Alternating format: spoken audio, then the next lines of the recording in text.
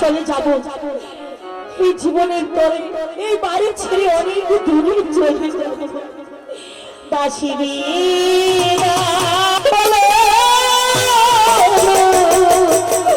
ছকিরা ও ছকিরা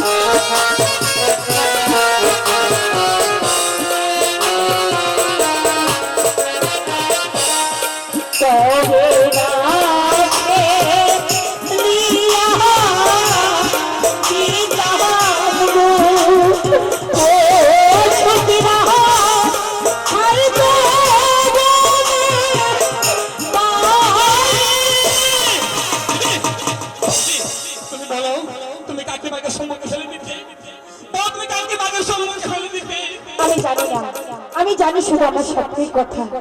তোমার স্বপ্নের কথা হ্যাঁ। বলো, আমি তোমার স্বপ্নের কথা শুনবো। বলো তো স্বপ্নে কি দেখেছো? সত্যি? তাহলে শোনো। একদিন আমি মাসিমার ঘরে শুয়ে নিদ্রা যাচ্ছিলাম, হঠাৎ করে স্বপ্নে দেখি মিরাজপুরের একাপর বাচ্চা 12 দিনের ছেলের সঙ্গে অজিনের 12 বছরের কন্যার বিয়ে হয়। তারপর তাদের দুজনকে বাসর করে দেওয়া হয়। সে বাসর ঘর থেকে তাদের দুজনকে নির্বাসনে পাঠানো হয়। আমার মনে হয় ওই ছেলেটি তুমি মাসিমা, তোমাকে কুড়িয়ে দেবে।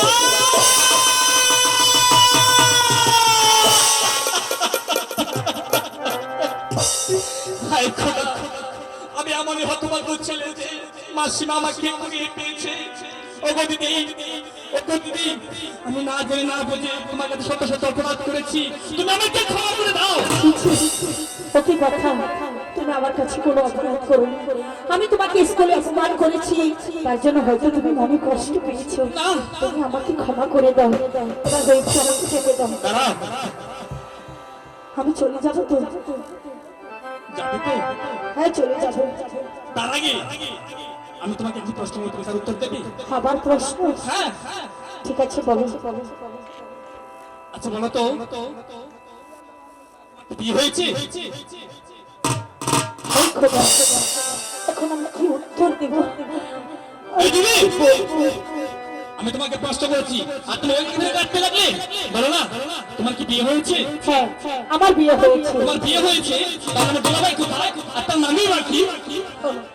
তুমি তোমার দুলাভাইয়ের নাম শুনবে? হ্যাঁ। তাহলে শোনো। রামের বামে মহিষী সীতা, মহির মধ্যে প্রেমের শেষ।